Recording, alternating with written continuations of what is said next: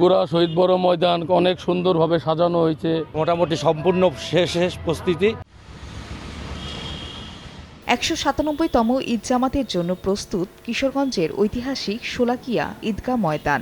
এবারও লাখো মুসল্লির নামাজ আদায়ের সব প্রস্তুতি শেষ করেছে প্রশাসন। মাঠে অজুখানা নির্মাণ, রং করা সহ আনুষঙ্গিক কাজ শেষে এখন সাজসজ্জার কাজ। ঈদের দিন সকাল 10:30টায় শুরু হবে জামাত। বাংলাদেশ ইসরাহুল মুসলিমিন পরিষদের চেয়ারম্যান মাওলানা ফরিদ উদ্দিন মাসুদ।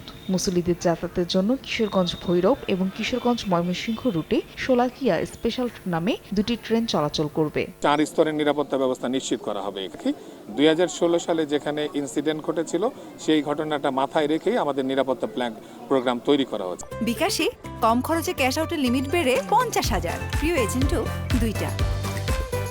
এদিকে দিনাজপুর গোড়ের শহীদ বড় ময়দানে ঈদের জামাত শুরু হবে সকাল 9টায়। 23 একর ময়দানের 17টি গেটে মেটাল ডিটেক্টর দিয়ে শুধুমাত্র জায়নামাজ ও ছাতা নিয়ে প্রবেশ করতে পারবেন মুসল্লিরা। এছাড়া 26টি সিসিটিভি ক্যামেরার মাধ্যমে ময়দানে সার্বক্ষণিক মনিটরিং করা হবে। মোটামুটি সম্পূর্ণ শেষ প্রস্তুতি। গোড়া শহীদ বড় ময়দান অনেক সুন্দরভাবে সাজানো হয়েছে।